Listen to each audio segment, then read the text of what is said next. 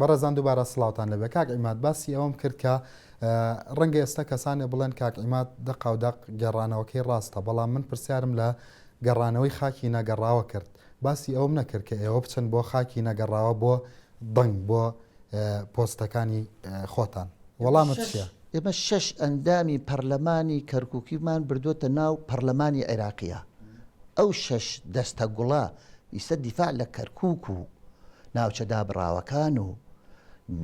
ئیش لە ناو ئەو مەحفەلە ئەکەن سەرڕای ئەوەی کە وەکو باسم کرد ئەو دەنگانەش حزوری کورد لە کەرکووک و ناوچە دابڕاوەکان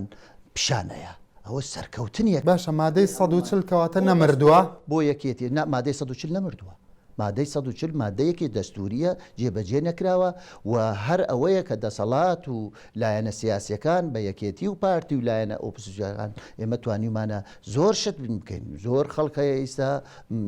مەسلەی تەطبیعەکە کە خەڵکی عەرەب ئەڕواتەوە و پارە وەرەگرێ، کوردەکە پارە وەرەگرێتەوە چێتە شوێنەکەی خۆی. هەندێک شت هەیە کراوە بەڵام زۆر شت ماوە. ئەوەش بەندە بە هێزی خۆمان، بەندە بە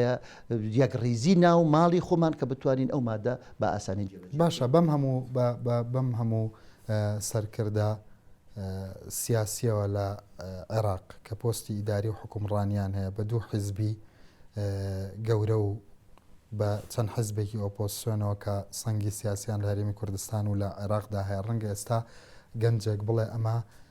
قۆناغی زێڕینی ژیانی کوردە بە درێژایی 2000 ساڵ لە ڕووی حکومڕانیەوە کە ئێستا ئەوەندە پارە و دەسەڵاتی بەدەستەوە بێ. ئەی بۆ مادەی 140 وەکو پێویست ناڕاتە ڕێوە هەنگاوەکانی مادەی 140 لایەنەکانی تر چنەتەوەکان بگرە وەکو عەرەب و وەکو تورکمان وەکو مەسیحی ئەوانش بەشێکن لە معادلەکە. یعنی مادەی 140 هەرەوە نییە کە کورد بە تەنها توانێت قەراری لێ بدات و مەسەلەکە لای خۆی بێت و جێبەجێ بکە. ئەبێ قەناعەت بە مقابلەکانی تر بە نەتەوەکانی تر کە لە ناو کەرکووکە ژین ئەبێ ئەوانش بەشێک بن لە حەل. ناکرێت و لە مادەی 140 و کێشەی کەرکووک و ناوچە دابڕاوەکان بە کورد بە تەنیا حەل ناکرێت. باشە پرسیارێک لێرە دروستە بێ وەڵامەکەتم پێگەیشت. ئێستا ڕەنگە کەسانێ پرسن باشە ئێوە ناتوانم قەناعەت بەوانەی بەو پێکاتەنەتەوەی و ئیتنیکیانە بکەن کە پەیوەندیان بە مادەی 140ەوە هەیە. ناتوان قەناعەت بەو هێزانە بکەن، ئەوان ئەتوانن بەڵام مماتەڵە بە مادەکە بکەن. لە ناوخۆی خۆشتانە ئەبینین کە بەردەوام هەر کەسێک سەیری مێدیاکانتان بکات بەردەوامەکەوێتە دڵە ڕاوکیەوە مەبەستم مێدیای ئێوە ئۆپۆزیسیۆناڵە تووشی نوع لە تەشەنوج و سترێسی سیاسیە بیت لە ناوخۆیە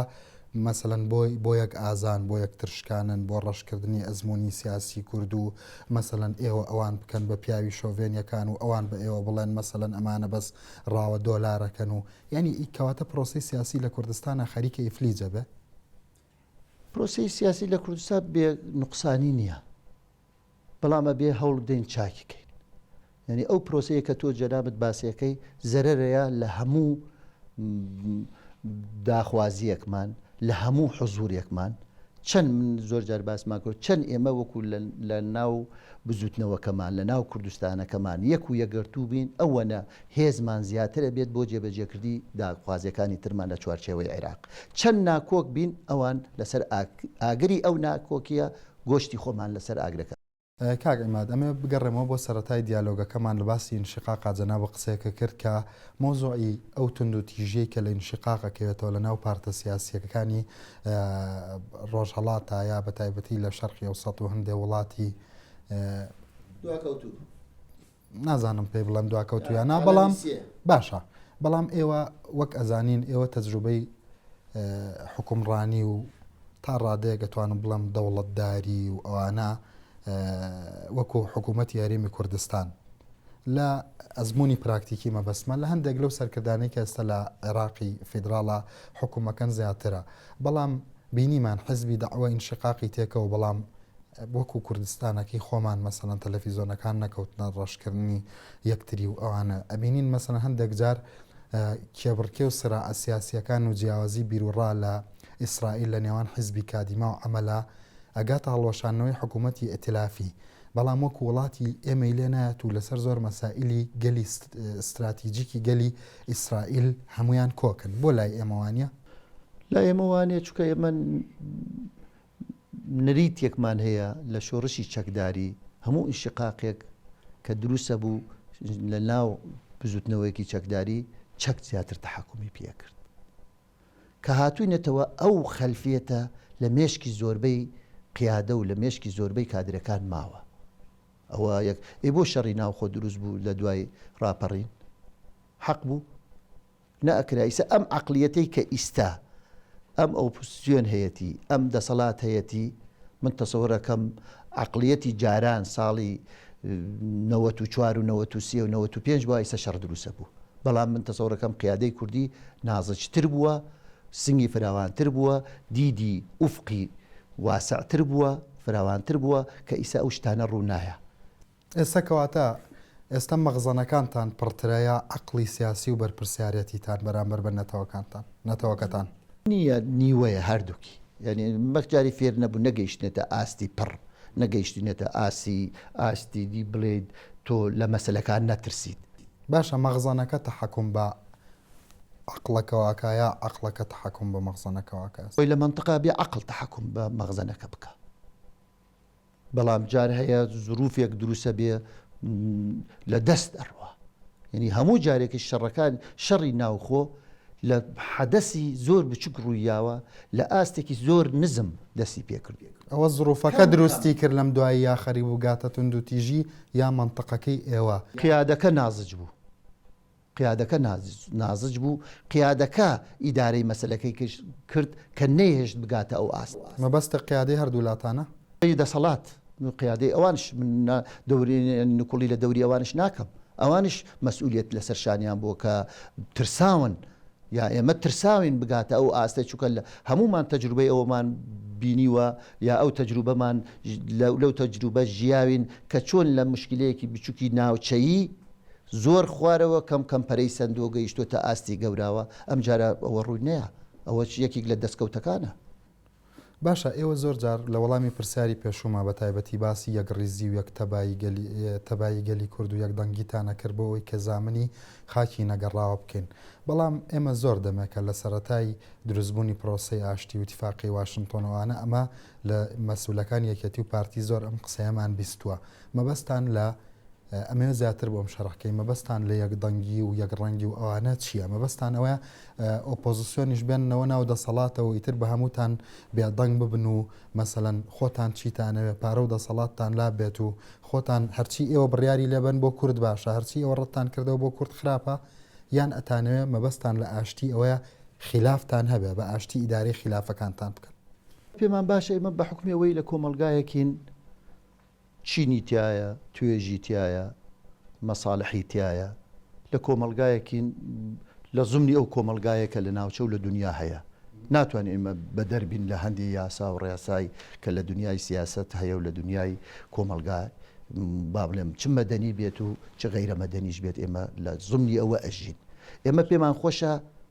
حزب هەبێت ئێمە ئاڵا هەڵگری فرەحەزبین ئێمە لە ناو یەکێتی نیشتمانی کوردستان لە کاتی دروستبوونیە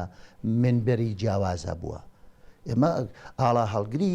با بڵێم دەستە با بڵێم چۆنەڵێت ناڵێم یەکێک لە محوەرە ئەساسیەکانی ئەوە بووینە کە بەرەی کوردستانی دروست ببێت و بە بەرەی کوردستانی بتوانین ئیدارەی حرەکە سیاسیەکەی خۆمان بدەین ئیسەش پێمان خۆشە حەزب هەبێت ڕێکخراو هەبێت بەڵام جیاوازیش هەبێت جیاوازی لەوەی کێ ئەتوانی خزمەتێکی باشی ملەتەکە بەرنامەی ئەو بەرنامەی من کەرەستەی ئەو کەرەستەی من ئیشکردنی ڕۆژانەی ئەو ڕۆژانەی من چونکە ئیستا ململانەیەکە بۆتە ململانەیەکی سیاسی پەرلەمانی کە تۆ بە سندوقی دەنگدان ئەتوانی دەسەڵاتی سیاسی بگریتە دەست ئەو کردەوە ئەو بەرنامەیە جیاوازیەکەی بکەینە ئەساس لە جیاتی ئەوەی هەموو لە یەک حەزب کۆ بکەینەوە خۆی ئەگەر ئێمە هەموو لە یەک حەزب بکەینەوە هەر حزبێکی تر دروستە بێ ئەبێ جیاوازیمان هەبێ بەڵام جیاوازیەکە لەسەر ئەساسی ئەوە نەبێت من ڕەفزی تۆ بکەم من تۆ نقمی خوێن بکەم من دەور بە تۆ نەدەم تۆ قبولی من نەکەی یعنی جیاوازی لەوەیە کە یەکتری قبول بکەیت لە پێناوی خزمەتی ئەم ملەتە لە پێناوی ئەوەی کێ نموزەجێکی باشتر تەقدیمەکە نەک کێ ئەتوانێت ئەوەی تر چۆنەڵێت لە ساحەکە دەرپەڕێنێ کێ ئەوەی تر با بڵێم ئەشکێنێت و هینیەکە ئێمەش وەکو مجتەمەعەکانی تر و کۆمەڵگاکانی تر ئیسە لە تورکیا چەند حزب هەیە، لە وڵاتانی غەرب و ئۆڕۆپی چەند حزب هەیە، با ئێمەش بە هەمان شێوە یعنی حزبەکانیش حزوری خۆیان هەبێ و چۆن دەستا و دەستی دەسەڵاتیش بە سندوقی دەنگدان بێت لە جیاتی ئەوەی بە ئینقلابات و خوێن و تونند و تیژی بێت، بە فەرز نەبێت فەرزی بکاکەوە ئەوە دەنگدانە با ملەتەکە شوێر بێت دەنگ بەو لایەنە بدا کە متمانەی پێیەکە، دەنگ بەو لایەنە بدا کە ئەتوانێت قیادەی با بڵێم حکومڕانیەکەی بۆ بکە، ئەوەی تریش کە نایەتە سەر حکوم معارەزەیەک بێت شەریک بێت وەکو تۆ باسێکەکەی ئەو وڵاتانەی کە بەکارت هێنا باست کرد شەریک بێت لەو وڵاتە بەیانی دوو بەیانی ئەویش ئەبێتە دەسەڵاتیش بیر لەوە بکاتەوە ڕۆژ شەریکە شەراکە مەبەست لە شەراکەچیە مەبەستەوە بێن پۆست و شت وەربگرن یا مەبەستەوەی کە بە سەرنج و تێبینیەکانیان دەوڵەمەنی پرۆژەکە بکەن ترسیان لە ئەزمونونەکە بێت، ترسیان لە وڵاتەکە بێت، مەبەستیان لە گەشەکردنی وڵاتەکە بێت نەڕوخاندنی دام و دەستگای وڵاتەکە، یعنی بەوە بتوانن دەور ببینێت. ئێمە وەکو باسم کرد ئەمڕۆ پارتی و یەکێتی لە دەسەڵاتە، بەیانی دوو بەیانی انتخابات دەکرێت پارتی و یەکێتی با لە دەسەڵات نەبێت معارەزە بێت، یعنی ئێمە ئەگەر ئەوەمان کرد وەکو یەکێتی و پارتی لە عەقڵیەتی خۆمانێگەت ڕۆژێ لە ڕۆژانیەت ئێمە ئەبینە ئۆپۆزیسیۆن و معارەزە،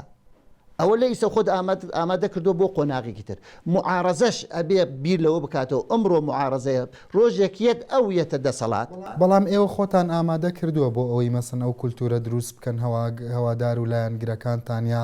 خۆتان لە لایەنی سایکۆلۆجیەوە لە لایەنی عەقلیەوە ئامادەگی ئەوەتان تیابێ هەم بەرپرسیارەتی ئەوەتان تیابێ ئەگەر ڕۆژە لە ڕۆژان مەسەڵەن وەکو مفاجەیەکی سیاسی حزبێکی تر لە کوردستان دەنگی لە ئێوە زۆرتر هێنا دیسان مەغزەنەکان ناکەوێتەوە کار ئەوەی کە تۆ تعبیرت لە کرد. من زمانی ئەوەت بۆی نەکەم کە ئەوە ڕوونایە.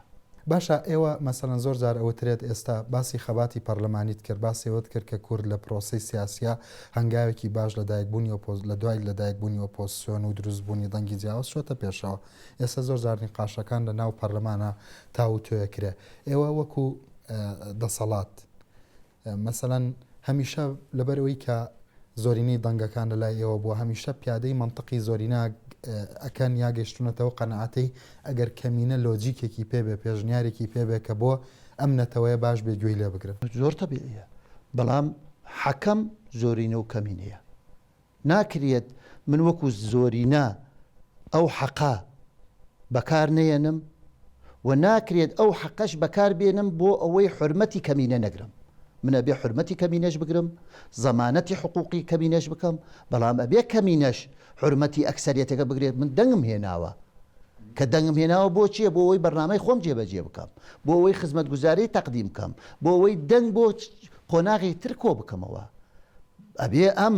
حورمەتی کەمینەکە بگرم، گوێی لێ بگرم و ئەوەی لێ نەکەم ئەوان هەرچی بڵێم من بڵێم ڕەفزی ئەەکەم یا من هەرچی بڵێم ئەوان ڕەفزی بکەن. بۆ ئەمە منطقی هەردوو لایە. باشە ئێستا ئەبینین لە هەواڵەکانی تەلەڤیزۆنا کە ئێستا پرۆسەی دیالۆگ دەستی پێکردووە لە نێوانتانە و خەریکە تا ڕادەیەک مێدیاش تۆزێ و کەف و کوڵی سار دەبێتەوە و وشەی دیالۆگ و ئاشتی و ئەمانە لە ناو بەرنمەکانی تەلەڤیزۆن و لەسەر ڕووپەڕی ڕۆژنامەکانی مێدیای ئەهلی زۆرتر لە جاران ئەبینین. ئاشتی من ئێستا زیاتر پرسیارەکانم بە زۆری لەسەر دەسەڵاتە لە بەروی بەرامبەر بە دەسەڵات وەستاوم، بەڵام لەگەڵ پۆزیسیۆن نابم لەوانەیە پرسیارەکانی حزبێکی لە ناو دەسەڵات ئەندامێکی مەکتەبی سیاسی لە ناو دەسەڵات خود لەگەڵ هەموودا نەنیشتێت. باشە مەبەستم، بەڵام تا ڕادەیەک بۆ چوونەکانی تۆ ئەگەرەوە حزبێک بن استراتیژێکی موحەدتان هەبێت و ڕوئیا و ئاین دەبینیەکی وازەحتان هەبێ ئەبێت تەمسیلی بۆ چوونی یەکێتی بکە بۆ چوونی مەکتەب ڕێخستنەکەی وەنیە. باشە پرسیارەکەمان با لەبیر نەچێتەوە. ئێوە بەجددی وەکو دەسەڵات گەشتونەتە ئەو قەنەعەتەی ئاشتی بکەن یان ئاشتی لای ئێوە پارتی تەکتیکێکە نەک استراتیج. وەکو یەکێتی نیشتمانی کوردستان ئێمە ئاشتی یەکێک لە دروشمە ئەساسیەکانی حزبەکەمانە. ئاشتی لەسەر ئاستی دنیا، ئاشتی لەسەر ئاستی ناوچەکە، ئاشتی لەسەر ئاستی عێراق، ئاشتی لەسەر ئاستی کوردستان. ئەمە شیعارێکی ئەساسیمانە. ئاشتیەکی نەتەوایەتیمانەوێ، ئاشتیەکی کوردایەتیمانەوێ لە ناو وڵاتەکەمان کە هەموو لایەنەکان هەموو نەتەوەکان کە لە کوردستان ئەژین هەموو مەزهبەکان کە لە کوردستان نازیژن هەموو با بڵێم ڕێکخراوەکان کە هەن لە کوردستان حەقە زمینەیەکیان بۆ خۆش بکەین ئازادیەکیان بۆ فراهم بکەین مؤسساتی دیموکراتی خۆمان وا قایم بکەین نێڵین کەس حقوقی ئەوەکەیتر پێشێل بکە نێڵین کەس بە غەیرە با بڵێم بە حاڵەتی تەشەنج و بە گرژی و بە توندتوژی تەعاملی لەگەڵا بکرێت و پێمان خۆشە ئاشتیەکی نیشتمانی لە کوردستان بەرقەرار بکەین ئەمە شعاری یەکێتیە باشە بەڵام ئەمە بە منیەتە دی ئەگەر مستەرزەماتی نەبێت نا ئاشتی بە دوولایەنە ئەکرێت ئیستا شەڕ بەلایەنێک ئەکرێت ئیستا من و تۆ توانن شەڕێک بەرپا بکەین بەڵام ئاشت ببینەوەگە بێ هەردوو لامان قبولی بکەین ئەم ئاشت بوونەوە ئەبێ هەموو لایەک شعور بە مەسئولیەتەکە بکەین زۆر باشە بەڵام ئێوە ئێستا ئەمڕۆ بۆ نمونە ئۆپۆزیسیۆنتان هەیە بەڵام خۆ دوێنێ ئۆپۆزیسیۆنتان نەبوو مەسەن ئەمڕۆ ئەڵێن ئەوە ئەبێ ئۆپۆزیسیۆنی ژملبات بۆی بە هەردووکمان بیکەین باشە کە ئۆپۆزیسیۆن لە ناوتان نابوو وەکو دەنگێک و تا ڕادێک ئۆپۆزیسیۆنەکانی تریش حزبەکانی تر لەگەڵتانە بەپێی حەجمی خۆیان شەراکیان کردبوو لە ئیدارەدانی حکوومەت و وەرگرتنی پۆستەکانە ئەو کاتە تا چەند توانیتان ئەم هەموو شتەن جوان و ئینانە بکەن کە لەوانەیە ئێستا ئەجنەبیەک سەیری بکا بڵێ باشە ئەم سیاسەت مەدارە نەرمونیانانیان هەیە ئەم کووردە بووە خوا غەزەبی لێگرتون خۆ پیشاندانەکەن و ناڕازین و زۆر شتی تر دنیا ناڕازای بوون هەیە لە هەموو دنیا خۆپیشاندان هەیە کاکە لە ئیجازەی خۆت من ئەگەرەوە بکەیت بۆ لە ئەمریکا خۆپیشاندان ناکرێت بۆ لە بریتانە ناکرێت خو لە تورکیا ناکرێت لە ئیجازەی خۆت تووەڵێت ئەو ناڕازایی لە هەموو دنیا هەیە تا مجتەمع هەبێت تا ژیان هەبێت خەڵک طموحی هەیە و ناڕازایی دروستە بێ بەڵام ئیدارەدانی ئەم ناڕازایی ئەبێ چۆن سەیریکەین یعنی ئێوە ئەوە نەکەن لە کوردستانە خۆپیشاندان بووە دی ینی کوردستان جەهەنەمستانە باشە لەسەر خۆپیشاندان باشە دەرفەتە ئەم باشە باسی ئەوەت کرد کە مەسەڵەن ئێوە ئاشتی خوازن ئێوە ئەتانەوە تا ڕادێک عەدالەتی ئیجتیماعی پیادە بکەن ئێوە بڕاتان بە پرۆسەی دیموکراتی هەیە ئێوە بڕاتان بە گوێگرتن هەیە بەڵام ئەمە بە تەنیا ناکرێت کەرەسەی ئەبێ ئۆپۆزیسیۆنیش لەگەڵمانە باشە پرسیارەکە بە ڕوون و وازەحی کە ئۆپۆزیسیۆن لەگەڵتانە نەبوو تا چەند ئەمانەتان جێبەجێ کردو بێ من کادرەکانی خۆشم ڕابێن مەسەرەمە ئەبێ کۆمەلگاکەم ڕابێنم هەوڵمان بۆ داوە خەباتی بۆ ئەەکەین کاک ڕەنج ئەمە بە قسە نییە ئەمە خەباتکردنە پرۆسەی سیاسی پرۆسەی کۆمەڵایەتی پرۆسەیەکی بەردەوامە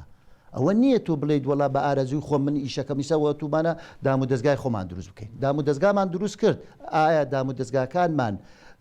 بێغەل و غەشە بێ کەم و کوڕی نییە ئەبێ ئێمە خەبات بکەین و کەم و کوڕیەتدا دروستکەین ئەمەی کە ئیستا هەمانە هەر قانەعین بەمە ئیسە مەسەلەن جاران ئەمان و جادەکان چاکەین جادەی شوێنێک چاکەکەی شوێنێکی ترە دێتە پێش ئەمانۆت کارەبا چاکەین ئاوێتە سەر تۆ ئەتەوێ ژیانی خەڵک چاکەی ڕۆژ بە ڕۆژ لە دنیا گۆزەران و ژیانی خەڵک بەرەوە پێشەوە چێت ئەبێ مجتەمەعەکەی توش بۆ تۆش وای لێ بکەیت جا ئەوەیە کە تۆ لە پرۆسەیەکی بەردەوامید لە خەباتێکی بەردەوامید من ناڵێم کە ئێمە خەباتمان کردووە هەموو داخوازیەکانی کوردمان هێناوەتە دی یا داخوازیەکانمان هێناوەتە دی هیچ کەم و کوڕەیەکی تیانە ئێمە ئیسەش دووبارەیەکەینەوە ئێمە بەردەوامی لە خەباتمان ئێمە بەردەوامی لەوەی کە چاکسازی بکەین ئێمە بەردەوامی لەوەی کە خزمەتێکی باشی باشتری ملەتەکەمان بکەین باشە بەشێک لە خەڵکی کوردستان ئەگەر بێتە سەر شەقام و ناڕەزایەتی دەرببڕێ و بەشێک لە گەنجی ئەم وڵاتە بە دەنگی بەرز هاوار بکات هەندێک جار لە نیگەرانیەکانیان دروشمی توندیشی تیاابێ وەکو بڕوخێ و ئەم حاڵەتانە پێ وایە لەسەر حەقن یا ناحەقن بەشێکی حەقن بەشێک ئیمکانێت هەڵە هەبێت لە تێگەیشتن بەشێک ئیمکانە خۆی هەر ئەوەنە عەقلی پێ بڕەکە و بەشێکیش ئیمکانە نەیارێک بێت دوژمنیەک بێت بەکاری بێت بۆ شکاندنی تەرەفەکەی تر تو ناتوانانی هەموو بە یەک چاوسێرکەی ئەوەی کە ڕوویان لە سلەیمانی و لە ئەترافی سلەیمانی ڕەواهیتیایە حەقیتیایە ئەبێ ئێمە گوێیان لێ بگرین ئەبێ ئێمە چارەسەری کەین ئەبێ ئێمە دانیشین بە خۆمانەوە بچینەوە سیاسەتی خۆمان سێرکەین یعنی ئەوە نییە ئێمە بڵێن وڵا بێباک بین لەوانەیە کە هاتنە سەر جادە یا ئیسە لەسەر جادە نەماون بڵێن عواملەکە نەماوە جارێکی تر ناقەومیە شتێکی زۆر تەبیعیە بڵێ باشە گریمان ئێستا ئەم بەرنامەی ڕاستەوخۆی و سەرۆک تاڵەبانی پەیوەندیەکە بەم بەرنامەوە ئەڵێ عیمات تۆ بەرپرسی ڕێخستنی حیزبەکەی منی، تۆ ئەندامی مەکتەبی سیاسیت، من لە عێراقی نەکڵۆکە سەرقاڵی دەیان کێشە و ململانی گەرمم، تکات لێ ئەەکەم خیانەتم لێ مەکەن. ئێوە هەستی منن لە سلێمانی هەرێمی کوردستان، تۆ هاوڕەکانن لە مەکتەبی سیاسی چاوی منن لەوێ، عقلی منن لەوێ، بۆ خەڵکی شارە حیاتەکە ڕژاوەتە سەرجادا، بۆ خەڵک، بۆ گەنج، بۆ بەشێکی زۆر لە خەڵک لە یەکێتیەکە ناڕازین. وەڵامت چیە بێ؟ بەڵام پاژ ئەم ناوبڕە بینەرانی بەڕست پاش کەمێکی تر ئەگەڕێنەوە دیدارتان.